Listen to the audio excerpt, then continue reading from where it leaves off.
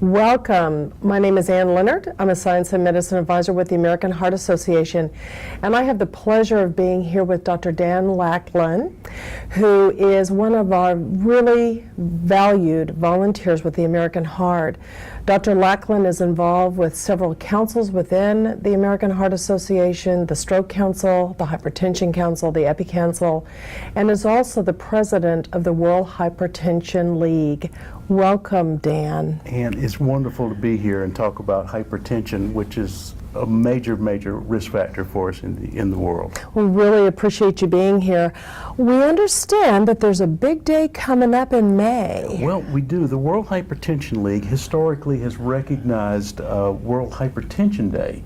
And they've done this for several decades now. And the theme of this year, which would be May 17th, is Know Your Numbers. And very important, I think, a good collaboration that we have of actually knowing everyone regardless of age, regardless of any component, know your numbers. So Dan, this sounds like an awareness campaign. I think it's a tremendous awareness campaign, and it's so very important. We want everyone to know if you have high blood pressure, you're at a greater risk of strokes, you're at greater risk of end-stage renal disease, and also cardiovascular disease. And that's the bad news. The good news is we can do something about it. We can prevent it, and we can also control it. Dan, given that information, and we know how serious uncontrolled high blood pressure is, can you give us some numbers? How does this affect the world, the U.S.? Absolutely, and I think it's a beautiful question. And I think globally there's no population in the world that does well with a high blood pressure. So high blood pressure is a factor that's associated with greater risk all throughout the world. In the United States, over a third of our adult population would be considered to be hypertensive. That's, again, rough there, but also knowing that really just a little more than half of those have controlled blood pressure. So almost half have uncontrolled blood pressure. Astonishing, and kind of scary, isn't it? It is. And but we know that we can do something about it. And so first thing, know your numbers. Know what it is. Take your medications as you've been prescribed, and also thinking about those non-pharmacological therapies, things like a diet. Eating that healthy diet, and don't eat so much salt, and certainly don't smoke, and lose weight. Things we already know about also affect our blood pressure and dramatically reduce our risk of having a stroke. So lifestyle behavior modification. Absolutely. Again, knowing my numbers and doing my lifestyle. Doing your lifestyle, exactly. Dan, tell me, what with stroke? Because as you know, the American Heart, American Stroke Association, we're so concerned about that. Tell us how hypertension is such a big factor with stroke. Well, in fact, it's the #1 risk factor, as you know. It's there for individuals for any type of stroke. The risk increase at any age. The risk of stroke increases because the blood pressures go up, and it's a very simple formula. The higher your blood pressure, the greater the risk. But said another way, in a more positive way, if I lower my blood pressure, I know that I can tell you I've reduced my risk of having a stroke. We know that we can make that type of impact. A very important component of it is also prevention. And so where adolescents, children, you say, well, oh, blood pressure, that's something for the older population. Not so much, because we know that what we want to do is prevent an individual from ever having high blood pressure. That begins in childhood, that begins in the adolescence, that can also adopt those good, healthy lifestyles and prevent hypertension from ever occurring. Now, the American Heart Association has several programs related to hypertension. Wonderful, and we are, the World Hypertension League, very much in partnership with the American Heart Association. Exactly.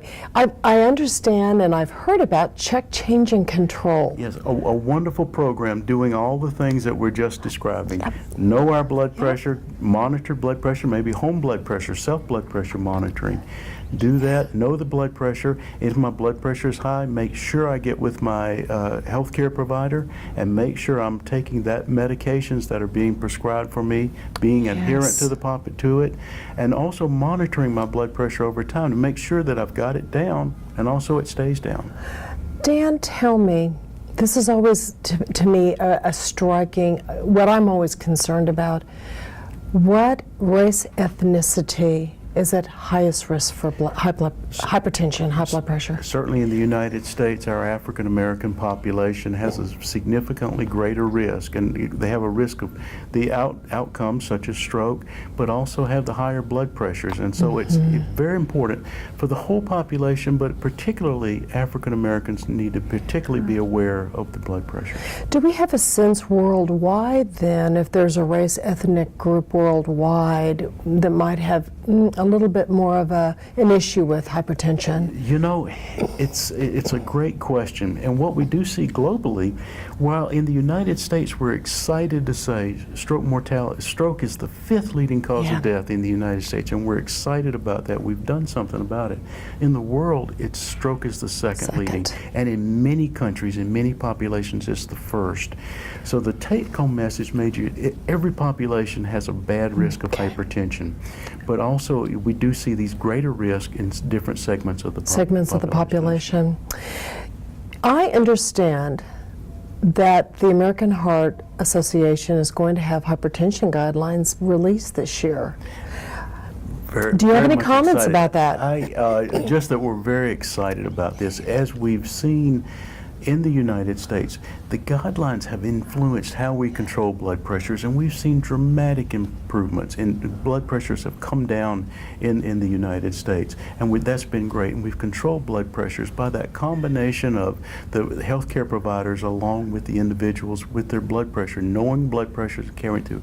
We know we can do it. We still have a ways to go, and these new guidelines are going to help us get even further till maybe one day we can wipe out hypertension and wipe out the strokes that are caused. I'm really looking forward to that day, Dan. Same way. Dan, I want to tell you how much we really appreciate you being here, how much we enjoy the work you do for the American Heart Association and the World Hypertension League. And I'm excited for you as the president of the World Hypertension League for May 17th. Sounds good. We look forward to it, and let's keep those blood pressures low. Thank you so much for being here, Dan. Certainly a pleasure.